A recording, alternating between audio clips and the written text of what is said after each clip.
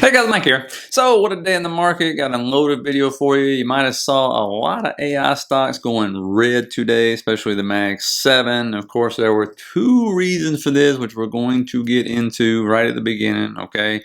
We are going to talk about Palantir because I requested it, so we'll get into a detailed talk about that one.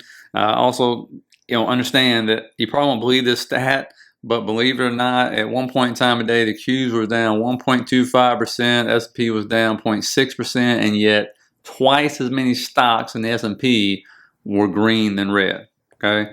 Unfortunately, those stocks just don't have any weight. You might notice that in your portfolio, where you're like, wow, a lot of my stocks are green, but boy, the market's still down. Like, yes, because the Mag 7, Mag 8, if you include AVGO, we're down, right? The market goes as they go. The market goes as NVDA goes, okay?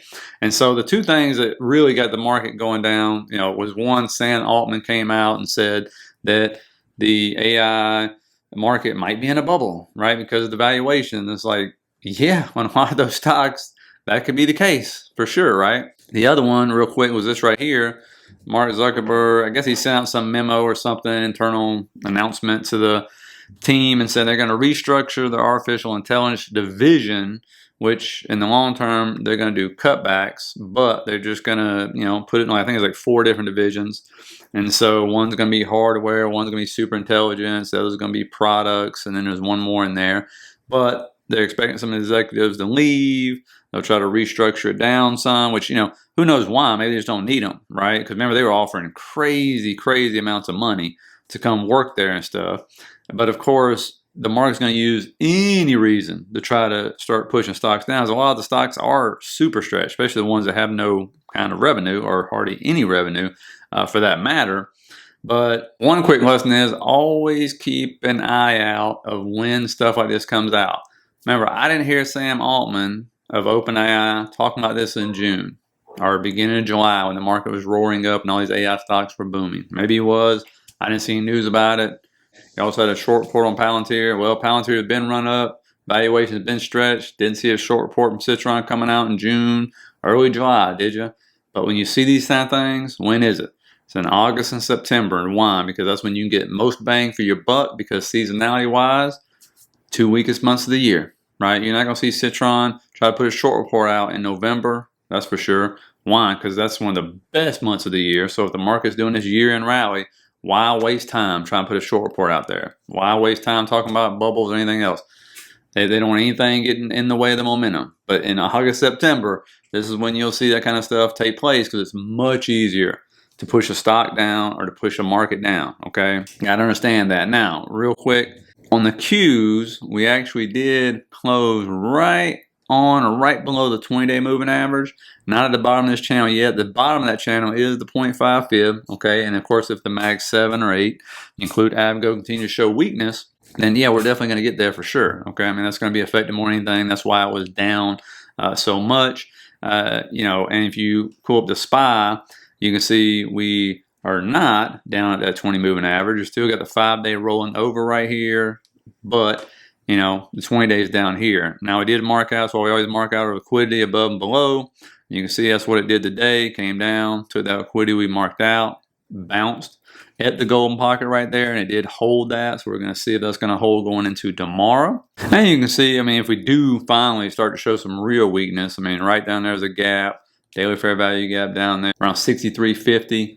So again, though, we're going to take it day by day, level by level, okay? So we do have now liquidity above and below once again. You can see the 50-day for the S&P down there at 62.44. Hadn't tested that in quite a while, okay? So, that's what you're going to hear a lot about. We finally get a 50 retest. The funny thing is, it's only 3.5% down. Remember, we dropped July 31st, August 1st, between those 2 days, 3.8%. Didn't even come close to the 50 moving average, okay? So, but now because of this consolidation sideways and everything, and that drop on July and August 1st, then, it's closer now. So that'll be interesting to see if it happens, and if that would be the bounce point if we continue to show weakness. And you can see why the Qs were so weak today. You're sitting there with millions in puts coming in on the Mag 7. Obviously, calls are being sold and stuff. So that helps it. But of course, why? Because it gets even more and more concentrated. What were they doing last week? We talked about this.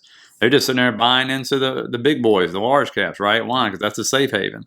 Anytime you see anything about rate cuts and the percentage, the odds going down, the best place to go is into the Mag 7, Mag 8. They're also going to investment grade bonds, which I'll talk about a little bit in tomorrow's video and why they're doing that, also aggregate bonds. But the safe haven, the reason why I say that is because look at the earnings per share. And you can see there's always been a spread between the Magnificent 7 and the other 493 stocks on the S&P. But then when ChatGPT came out and the AI stuff, man, it just exploded. And so you can see where all the earnings per share growth is coming from. And this is why they go into these stocks. And then why you think Apple will never bounce from here. So-and-so, Google will continue to be a laggard. And then boom, that's where they go. Because it's just a safe bet because they actually are growing revenues and are cutting employees because of AI and saving on that. Okay. Now you see RSP up 0.5% today. Okay, DGI was actually up way more than this, went red and turned back green. Transportation is just going to the moon right here today. So again, it's not like everything was red. It was AI stocks, tech stocks. Okay, when you look over at the sectors here, you know, you see a lot of defensive sectors, but you also see home builders, right? Utilities, consumer staples, healthcare, transportation, materials, financials, jets. You know, all those are green. What's really red? Down here, FinTech, Mag 7, okay? Now, NVDA, nice little sell down today, about 3.5%. It did close below the 20-day moving average. That hadn't happened in a while. Got to go back a few months on this one. The last time was right there in May where it barely closed below it. And then you got to pop back up, okay? And it really isn't that big a deal. A lot of people make it a big deal if you want to. But when you go back and look at the history of this thing, you know, there's plenty of times I can show you just as many when it closed below it, and you got to pop up as I can when it closed below it, and then all of a sudden you got a continued sell-off. All right, so, you know, if they want to sell off going to earnings, I think that's going to give people a lot more confidence going into earnings. I think everybody knows they're probably going to crush earnings. But again, close below it, sell down, close below it right here, end up popping up, doing a nice little pop up, close below right there, pop up. So, you know, you can keep going through that if you want to, but again, what we're going to see, we're going to take it day by day. Okay, do we come back up, you know, take liquidity at the top and then start selling back down or going sideways? Okay. And the level I'm looking at, if it continues to sell down, is 169.84 to see if that is going to hold like it has before. And again, up to the top, see if it gets back through 180.89. Okay, if it pops back up. Now, AVGO is a concern because AVGO did what? I told you yesterday. There's a 20 moving average on this parallel channel. It broke down past the 20, also out of this parallel channel, just like Taiwan Semiconductors did, which we'll look at in a minute. It's not a bullish thing to break down out of these parallel channels once you've been in it for a minute, okay? So when you look over at Taiwan Semiconductors, what did this one do? It broke down below that parallel channel, ended up getting a bounce once it filled a gap below, nice pop up, and basically what it's done for almost a month now just trade sideways to down. Okay, it's still holding that level, but when you break out these parallel channels, normally really you don't go start just going straight back up, which Taiwan Semiconductors has proven. So this is what we want to watch on AVGO because it is got a decent weight to it. Okay, a lot of people are hedging today, buying about 2 million in calls on the VIX versus puts, and so these are just hedges as far as I'm concerned because it's a good time to do it, right? I mean, here we are in August, September. So, you know, you go over to Palantir. Again, Jim Cramer likes to call the top on stuff. I'm just kidding, but he did say, you know, on the 13th, Palantir, not even waiting until the open to go to 200. What a strong stock. And of course, that actually ended up being the top. It did not get to 200 for now, that is. And so it sold down, got a level with Jim Cramer. But when you look, it's the Citron research report that came out. And basically they're saying it's overvalued, which we've always known. I mean, the metrics have just been crazy on this company. And this is when, you know, Sam Altman opened the eye says, hey, we might be in a bubble, raising concerns about the stretched valuations. And they may not hold up in the long run, which a lot of companies won't. I'm not saying Palantir won't be one of those or anything. But when they start doing this valuation and stuff, you know, they're saying, okay, if ChatGPT is worth $500 billion with revenue estimated at roughly $5.6 billion for 2026, well, apply that to Palantir. That means Palantir is worth no more than $40 a share. Okay, we all know, we've heard the PE and all the different stuff on this thing. So, you know, I get the math, what they're talking about, you know, and so that's one thing that's weighing on it. It does have a stretched valuation. Okay, that's just, I don't think anybody can argue that. But, you know, that's just the way it is. And when you come over to it, what was cool today, we almost got 2 gap fills. We got one for sure right here, the big one. There's a smaller one right below it, which actually would almost perfectly line up with this trend line right here. Didn't quite get it by end of day. I thought we would. We missed it by like $1 or something. So who knows overnight if it's going to feel that or not. Again, this trend line going back to May 6th is held about 9 or 10 times. So we'll see if it's going to come down and give it another retest. That would be cool. The 50 moving average right down by the golden pocket. If it does break below that right there, you can see it's been on quite a while since it touched the 50. So, 50 retest never hurt nobody. And so it's had a big drop, 5 red days in a row. And I was kind of looking at this thing saying, man, when's the last time we had 5 red days in a row?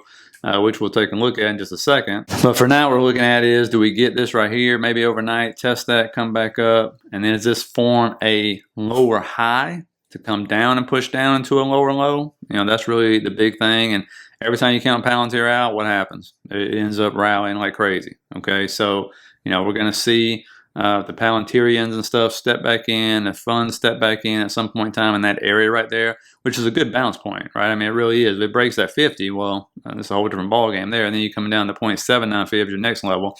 But I was trying to figure out when you see 5 red days, there's 3 in a bounce. Over here, you got 1, 2, 3, 4, 5. It's flat day, and then come down some more. So that could happen, obviously. There's 5 days in a row right there, get a big bounce. So let's see what happens. Let me know what you think about that one. Another one's going to be Ethereum. I think everybody's trying to wait. I don't know if we get there for a 4,000 retest. 4,000 level, that is. It's actually retesting a previous level already and bouncing. If we get that, if it comes down and actually does bounce off around that 4,000 level, that is when, it's not very far off, that is when you'll see people start piling into those stocks like SBEX. I get a lot of questions about these stocks. And you can see it will actually match up because it'll start testing this level right here, if that is the case. And then the other one, I believe, is BMR. I think this is Tom Lee's, right? And that one would come down. It will start testing these liquidity levels as well. And you see that one right there is, to me, it's just like wedging like crazy. But if Ethereum does come down, test that 4,000 level, and get the bounce and start actually moving back up like some people predict, then these stocks, without, of course, I can't predict if they're going to start doing more offerings or not so they can buy more ETH. But if they don't do that, then these stocks should absolutely start to move. That's for sure. It's kind of like Mr. and Bitcoin, right? If Bitcoin starts to head back up, Mr. should head back up, whether it's for a short-term bounce or not. So that's when you want to start watching those stocks to see if Ethereum gets his legs under it, because you can see they have huge swings, but I keep getting questions about them. That's why I'm talking about it. Now, as far as earnings tomorrow, you got Target, Estee Lauder, TJX, then you got Analog Devices, and then no data to worry about, just Fed speakers. So let's buckle up. Tell me at the bottom if you think it's going to be a red or green day tomorrow. Please hit that like, subscribe button on your way out. Appreciate all you guys who watch and love the comments in the bottom. I think I'll sign up for the membership. Less than McDonald's combo at $7.99. Just hit the link down in the bottom. It's the very first one. And I will see you guys tomorrow for another fun one.